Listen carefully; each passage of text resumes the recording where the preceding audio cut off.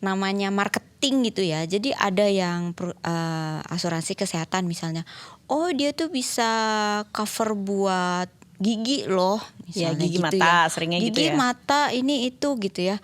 Ini tuh lebih komplit. Coba dilihat dulu gitu ya. Berapa dia kasihnya? Itu kayak gigi setahun cuma bisa ternyata kayak misal 150.000, bisa apa gitu kan. Ini penipu, ini bohong lah, ini cuma scam asuransi itu. Itu banyak terjadi karena ketidaktahuan kita sih sebenarnya.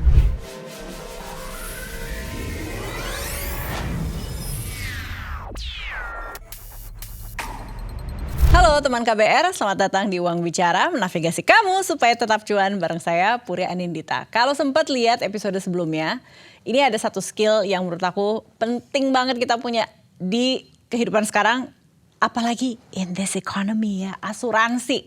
Kalau belum ngerti kenapa asuransi perlu, boleh lihat episode sebelumnya. Tapi sekarang karena udah lihat, sekarang kan pertanyaannya adalah jadi milih asuransi itu yang mana? Soalnya kalau kita browsing, informasi banyak. Nah, saking banyak informasi kayak jadi yang buat aku yang mana. Nah, udah biar nggak usah bingung, kita udah ngobrol lagi sama Head of Product Development and Management Sequis, Wina Indah Lestari. Makasih loh masih mau nih ngobrol, kita tanya terus soal asuransi. Udah. Kita udah di titik ini, kita udah paham kenapa ini penting. Cuman karena ini personal banget, siapa tahu ada hal-hal atau miskonsepsi yang sering terjadi untuk pembeli asuransi pertama. Supaya nggak keulang lagi. Gimana tuh Win? Oke, jadi kalau mau milih asuransi pertama ya, pertama biasanya kita lihat kebutuhan kita apa. Dan kemampuan kita seperti apa. Pertama itu biasanya asuransi kesehatan dulu ya. Kesehatan. Karena resiko yang paling gampang terkena itu kesehatan. Iya. Gitu. Itu dulu. Kemudian kita lihat nih kebutuhan kita. Biasanya kalau namanya asuransi kesehatan, coveragenya itu sebenarnya mirip-mirip. Ya, jadi kayak misalnya rawat inap, ada rawat inapnya misalnya ya. Terus kalau perlindungan misalnya dirawat jangka panjang, misalnya kayak gitu-gitulah ya. Nah, itu sebenarnya agak mirip-mirip. Kadang tuh kalau lihat tabelnya tuh agak membingungkan gitu ya memang. Nah, tapi mungkin kita kembali aja kepada diri kita sendiri. Kebutuhannya tuh sampai sebesar apa sih sebenarnya. Jadi kita lihat dulu aja coverage kamarnya yang kita perlu itu berapa. Gitu. Apakah aku harus VVIP gitu ya. Kayaknya enggak deh kayak itu. Mungkin aku kamar pokoknya sendiri aja lah gitu. Karena aku agak introvert gitu anaknya gitu ya misalnya. Nanti harus basa-basi gitu. sama temannya di sebelah. Atau misalnya aku agak takut sih berdua gitu. Misalnya bener. gitu ya. Nah, itu kita lihat kebutuhannya dengan preminya juga. Harganya berapa gitu. Jadi misalnya aku pengen sendiri tapi ternyata preminya tuh mahal banget gitu ya. Jangan dipaksa juga. Karena yang penting tuh sebenarnya bukan itu, yang penting itu kalau kita sakit ada yang cover, itu aja sih. Kalau kita sakit ada yang menanggung resiko finansial, itu yang penting. Nah, kita lihat juga untuk benefit-benefit yang ditawarkan itu apa gitu. Jadi misalnya, jadi sekarang itu namanya marketing gitu ya. Jadi ada yang asuransi kesehatan misalnya, oh dia tuh bisa cover buat gigi loh, misalnya Ya, gigi gitu mata, ya. seringnya gitu Gigi ya. mata ini itu gitu ya. Ini tuh lebih komplit. Coba dilihat dulu gitu ya. Berapa dia kasihnya? Itu kayak gigi setahun cuma bisa ternyata kayak misal 150.000, bisa apa gitu kan gitu. Jadi itu gimmick. Jangan trap on the gimmick gitu ya. Pokoknya yang penting aja dulu core untuk inpatient dan outpatientnya itu apa gitu. Itu aja. Karena kita fokuslah kepada perlindungan apabila kita terkena penyakit dan harus opnam gitulah. Ya, gitu. Kebayang. Karena kan biasanya kalau rawat jalan di usia produktif kayaknya lebih tanda kutip lebih santai kali ya. Tapi kan kalau begitu udah rawat inap ini lebih deg-degan. Nah, ini ceritanya kita udah memutuskan ya. Terus polis udah dijalanin. Tapi sering banget aku lihat di sosial media, loh ternyata aturannya gini gitu loh. Jadi padahal kita udah milih, udah jalan gitu. Nah biar gak kejadian kayak gitu, apa nih the really small TNC yang kita suka skip, padahal itu penting banget, jangan skip tuh bagian itu. Apa? Nah ini adalah bukti nyata bahwa kita itu cenderung malas membaca biasanya. Soalnya kan berlapis-lapis kan, kalau ngeliat dokumen tuh kayaknya banyak banget gitu layernya kan. Dan bahasanya kalau polis tuh memang bahasa legal banget ya. Iya. Kadang-kadang orang sulit memahami gitu. Nah jadi mungkin ini aku sekalian mungkin menginformasikan ya, edukasi bahwa sebenarnya itu kan kontrak antara perusahaan asuransi dengan nasabah itu beradanya di polis. Yeah. Jadi polis itu adalah ketentuannya, yang di cover tidak di cover, pengecualian dan lain-lain sebagainya gitu. Nah mungkin kalau misalnya bingung gini ya, biasanya kita kalau terima, kita tuh selalu punya periode mempelajari polis. Karena mungkin waktu kita beli itu kan hanya berdasarkan sales ilustrasi atau proposal. Biasanya dia cuma bilang nih kamar sekian, nanti kalau kamu kena IGD sekian, ICU sekian, cuma gitu-gitu aja, tapi tidak ada term and condition detailnya. Jadi ketika sudah issued itu biasanya polis itu kita kirimkan, itu ada waktu 14 hari untuk mempelajari polisnya. Gitu, itu di semua perusahaan asuransi berlaku seperti itu ada regulasinya sih, emang harus begitu. Dan dalam 14 hari apabila kita mau membatalkan itu free sebenarnya. Kalau tidak setuju, jadi manfaatkan dengan betul waktu ini, karena banyak orang juga merasa gue udah beli, gue udah tercover, nggak dibaca gitu.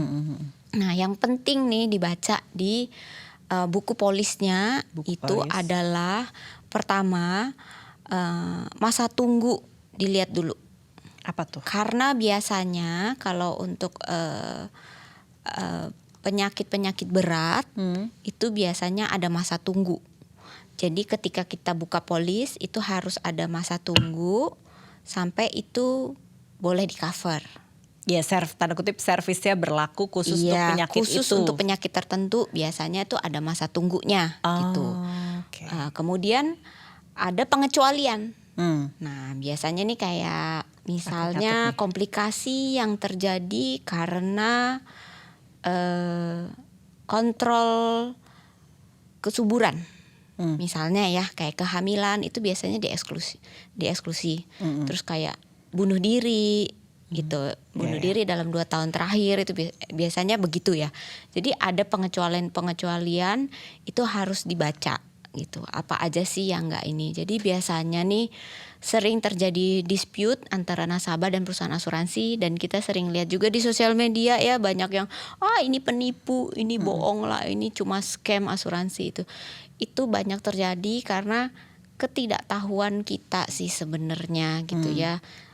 Saya bukan mau blaming nasabah karena saya berada di pihak asuransi, tapi biasanya itu memang begitu karena perusahaan asuransi itu juga tidak bisa semena-mena.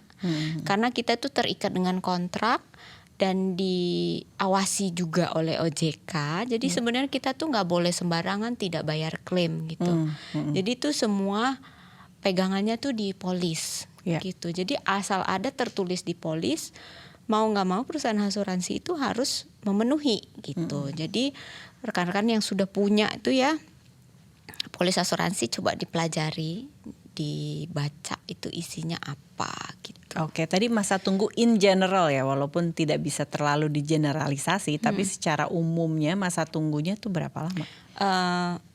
Beda-beda sih ya. Biasanya kalau penyakit kritis tertentu itu ada yang 12 bulan, ada yang 6 bulan gitu. Oke. 6 bulan deh ya, gitu ya yang tanda kutip paling pendeknya gitu. Karena tadi dibilang, udah sering nih kita lihat di sosial media ya, dispute lah gitu. Aku tuh ngerasa sebenarnya titik penghubung yang krusial juga adalah agent. Karena kan sebenarnya kita udah meneliti atau browsing riset gitu kan online. Kita mengerucut nih, aku kayaknya mau coba ngobrol sama yang A, B, C gitu kan. Tapi kan terus ngobrolnya lebih lanjut sama agent. Dan kita nggak bisa menyamaratakan agent itu punya pengetahuan yang mendalam lah tentang produknya atau representasi asuransinya gitu. Karena ini tanda kutip bisnis kepercayaan, Jadi kita kayak kalau interview gitu ya. Kalau kita jadi HRD, kita kan pengen dong ketemu sama orang yang orang ini bisa aku percaya gitu dan dia knowledgeable. Kita harus tanya apa sama dia? Oke. Filternya. Jadi ini agent ya. Jadi gini, agent itu kan dia yang membantu untuk menjual asuransi. Dan dia adalah servicing gitu ya, perwakilan dari perusahaan asuransi. Betul. Nah, tapi mungkin ini yang perlu diingat kembali ya, bahwa sebenarnya perjanjian asuransi itu adalah perjanjian antara nasabah dengan perusahaan asuransi. Jadi kalau dulu misalnya dijanjiin sama agennya, kadang kan suka kayak gitu ya. Orang nggak terlalu paham, hanya pegang omongan agent. Benar. Kita karena dia ngejelasin kan. Iya, kita tuh bukan dagang sesuatu yang abstrak. Itu tuh sudah sangat jelas sekali di polis kita gitu ya. Jadi itu harus diingat lagi bahwa sebenarnya kita tuh nggak bisa bergantung ke agent gitu. Tapi kita tidak bisa pungkiri, memang agent itu adalah yang membantu kita. Dan role dari agent itu sendiri itu sangat penting, terutama kalau misalnya kita kayak punya polis kesehatan ya. Jadi biasanya agent itu bisa bantuin kita untuk misalnya proses. Kalau kita misalnya bingung, aku harus gimana nih, gitu kan? Aku harus gimana? Nah itu agent bisa memberikan servisnya. Terus kalau misalnya kita mau tanya sesuatu, aku mau rubah dong, ini cara bayarnya bisa nggak sih, gitu. Terus kalau misalnya kita mau tahu ada informasi produk lain, kamu punya nggak sih ini bisa buat anak aku misalnya gitu kan. Nah itu kita semuanya lewat agent gitu. Jadi kalau mau memilih agent ya carilah yang mungkin bisa match gini, kayak mau cari jodoh kita. Iya kan, makanya soalnya kan personal banget ya. Iya, mungkin kredibilitas dari agent itu juga penting gitu ya, karena banyak agent itu yang on and off ya, karena pekerjaan agent itu juga tidak gampang, tidak semua orang bisa bertahan menjadi agent. Jadi mungkin lihat juga track recordnya seperti apa gitu ya. Kemudian untuk mungkin responsnya bagaimana gitu. Ini kayak beneran deh kayak cari jodoh beneran loh. Kayak responnya kayak gimana iya. gitu. Apalagi knowledge-nya juga sih, knowledge ya. Jadi apa yang kita tanya dia bisa jawab. Atau kalau dia nggak bisa jawab, paling nggak dia ada berusaha untuk mencari jawaban.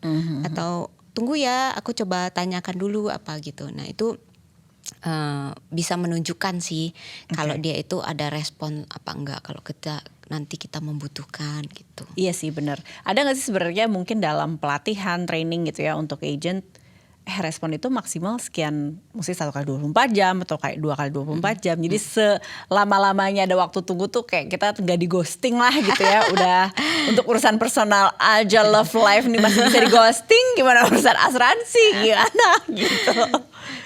Jadi kalau kita dalam training kepada agent itu pasti kita ada kasih tahu ya sebenarnya harus responnya tuh seperti apa, cara berbicara seperti apa, bahkan kita ngajarin grooming juga gitu. Oh sedetail itu ya? Iya, begitu. Cuma ya kembali lagi ya. Ya, knowledge sama praktisnya gimana gak gitu semua ya. orang juga bisa jalanin itu. Dan kadang-kadang tergantung juga serius apa enggak sih ini orang gitu ya gitu. Nah itu kalau ngomongin agent nih mungkin agak lebih kompleks ya karena ini human. Tapi kalau memang service yang langsung ke perusahaan itu udah jelas TAT-nya gitu. Pasti itu kalau misalnya nanya harus dijawab berapa lama itu lebih jelas. Tapi kalau agent itu kan sebenarnya kontrolnya juga agak sulit ya gitu. Jadi kita ajarkan, tapi mungkin kalau kita lihat di lapangan bisa berbeda-beda gitu. Tapi kita selalu menekankan pentingnya respons response time ya. Yes. Jadi betul. ada respons, dilihat dari response time-nya, dilihat dari knowledge-nya gitu kan. Nah kalau tadi agentnya sudah terlampaui kan akhirnya jadi kita memilih juga sebenarnya perusahaan asuransi mana yang kredibel. Kenapa Yes. aku nanya ke sini? Karena balik lagi kan apa sih ketakutan kita jadi nasabah, ntar klaim aku nggak dibayar gitu, mungkin ya banyak noise lah di social media. Nah sekarang tips deh, gimana kita bisa assess perusahaan asuransi mana yang kredibel? Oke. Perusahaan yang kredibel, jadi sebenarnya banyak. Jadi kan perusahaan asuransi itu ada yang lokal, ada yang punya luar gitu ya. Cuma mungkin kalau dari aku ya tipsnya kita lihat aja track record dari perusahaannya aja sih sebenarnya. Oke. Jadi kayak walaupun dia dari luar misalnya ya, berapa lama sih dia sudah berada di sini? Sebesar apa sih dia punya nasabah di sini gitu ya. Itu kan kayak menunjukkan berarti dia punya back office yang siap untuk melayani masyarakat nih sebesar apa sih sebenarnya gitu ya. Terus mungkin relate juga dengan kayak tadi itu dia punya tenaga pemasarnya ya, kayak agennya itu seperti apa sih gitu. Kalau mungkin aku kasih contoh nih ya kayak Sekwis jualan. Mantep. Saya kan pengen tahu dong. Masuk, gitu. Berarti gimana masuk? Halus lagi. Kredibel tuh karena apa gitu kan? Ya sering kan kalau kita dengar di perbankan ya diawasi OJK gitu. Ini juga gitu kan. Kalau perusahaan asuransi pasti semua kita diawasi oleh OJK, nggak boleh main-main sih. Cuma memang cara perusahaan untuk mengelola perusahaan masing-masing itu kan beda-beda.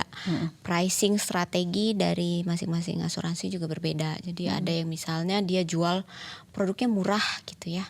Kayak produk kesehatannya tuh murah banget kalau di compare ke punya tetangga yang lain. Beda banget nih gitu ya.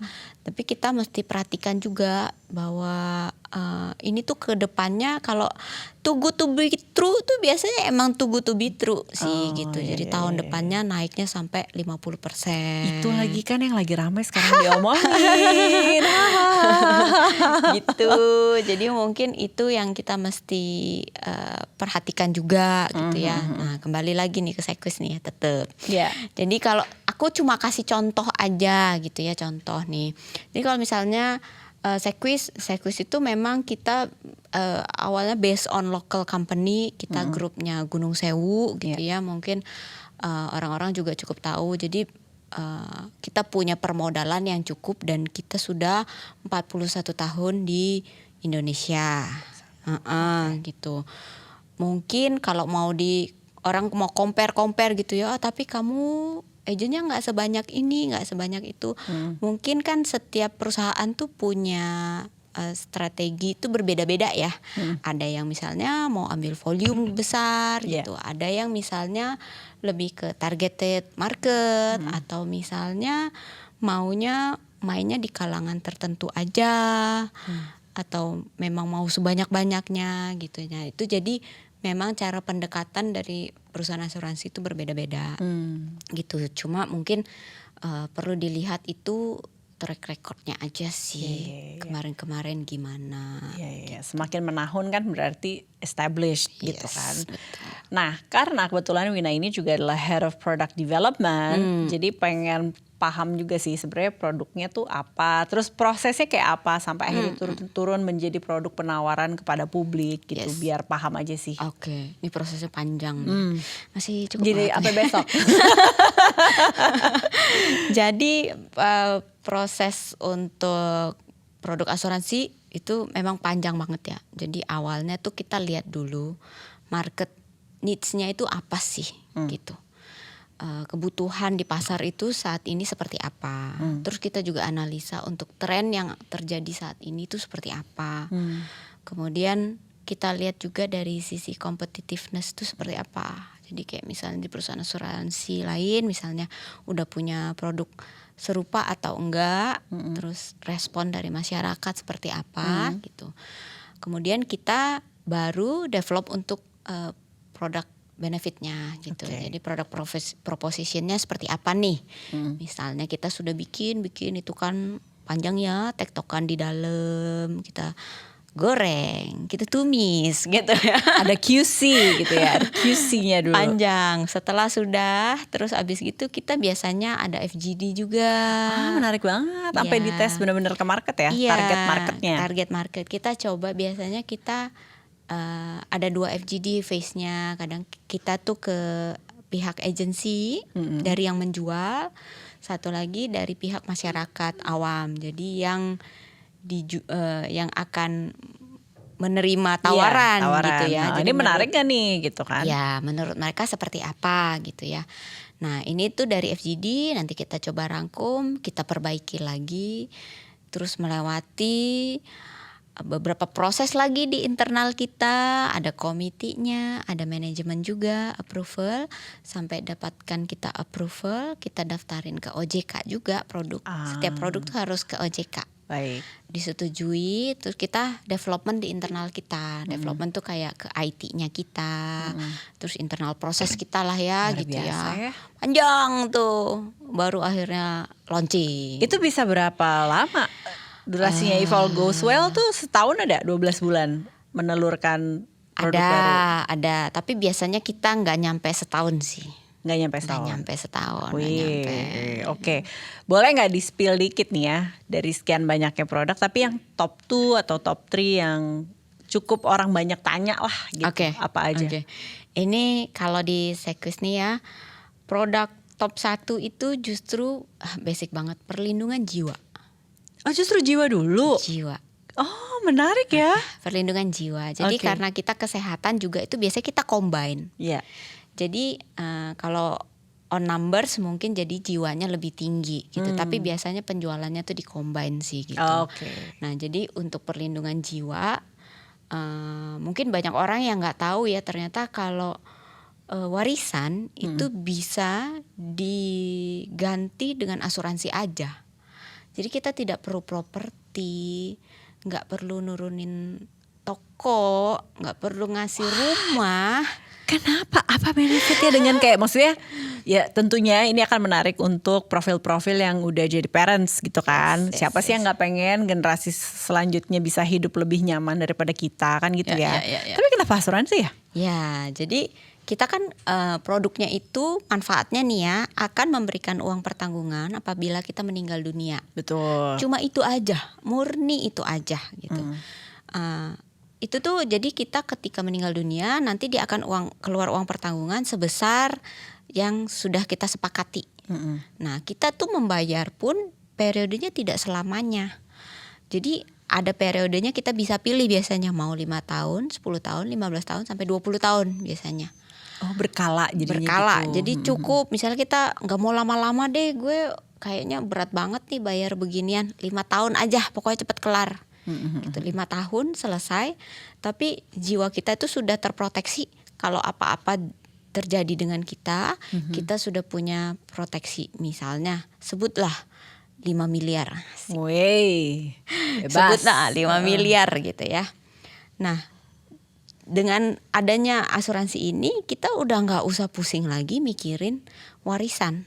Ya dependen kita kan Tidak, gitu ya, nggak pikiran. perlu kita mikirin. Mungkin sekarang tren juga udah berubah ya. Orang juga udah nggak terlalu mikirin gue harus punya rumah yang harus bisa diwariskan. Iya. Itu pun ketika diwariskan bisa menjadi liability juga gitu karena Bayar banyak. pajak. Yes.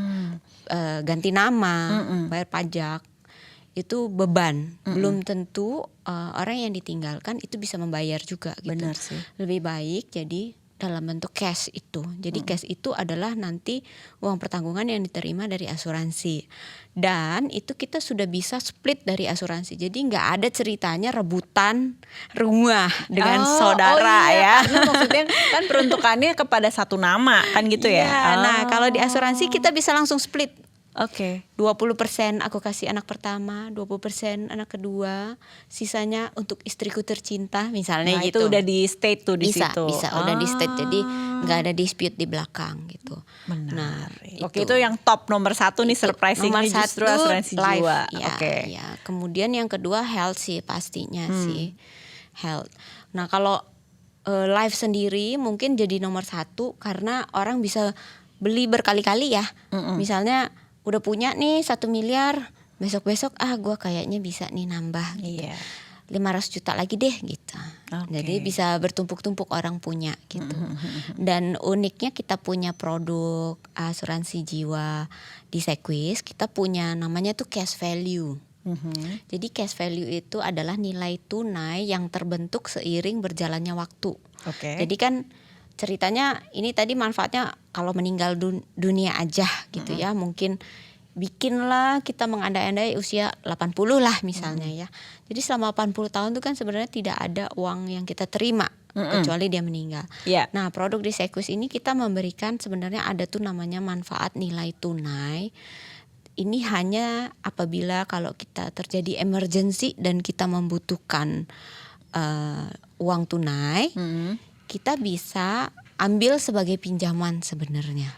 Oh, Gitu. oke. Jadi tapi jatuhnya pinjaman. pinjaman ya, tapi in case of emergency, Oke. kalau misalnya takut nih, aduh kayaknya terlalu besar gua keluarin, nanti kalau butuh gimana, itu no worries. Sebenarnya kita bisa ada nilai pinjaman yang bisa kita ambil dari nilai tunai dari produk asuransi ini. Gitu. Menarik. Jadi ingat 2 itu tadi ya yang paling populer, yang paling sering ditanya lah. Yes, Nanti yes, silahkan tentunya di-assess sendiri-sendiri. Tapi biasa, aku tuh kalau nggak dapat angka suka gemes gitu. Premi saya paham banget itu super personal, tergantung kebutuhan. Tapi minimalnya paling kecilnya berapa sih per bulan? Per bulan Pilihannya? itu bisa dari 200.000 itu ada sih. Oh wow. Oke. Tergantung umur, tergantung uang pertanggungannya juga. Itu kan kita pilih ya. Iya. Mau dari 150 juta sampai dengan 10 miliar bisa. Gitu. Lebih ke gini sih, kalau yang tadinya belum kebangun ya, kayak 200.000 weekend jadi apa yo gitu. Kopi. Kan gitu ya. Iya. Jadi makasih pengingatnya. Ini bukan juga akhir dari obrolan kita masih punya 1 episode lagi. Tapi pengingat untuk teman KBR yang nonton, apa yang tadi udah aku tanyain tapi belum ditanyain, aku mau emphasize di bagian ini yang paling penting. Please jangan skip. Dirimu mau ingetin apa ke teman KBR? Ya, jadi mungkin sekedar mengingatkan aja gitu ya, mengingatkan aja bahwa kalau punya polis asuransi kayak yang tadi kita udah bicarain ya, coba direview kembali gitu ya, direview kembali sebenarnya apa sih yang di cover dalam perlindungan asuransi itu sendiri. Karena sering terjadinya dispute antara perusahaan asuransi dengan nasabah itu sendiri, seringnya terjadi karena kurangnya informasi atau ketidaktahuan dari nasabah sendiri dari manfaat yang dia beli gitu. Jadi mungkin itu aja reminder untuk rekan-rekan yang mungkin sudah punya atau baru akan masih dalam proses nih misalnya gitu ya, ketika nanti buku polisnya dipegang coba dibaca ya gitu. Thank you loh pengingatnya, baca apa yang kita beli. Kita akan lanjut, saya Puri Anindita, sampai ketemu di episode Uang Bicara berikutnya. Bye.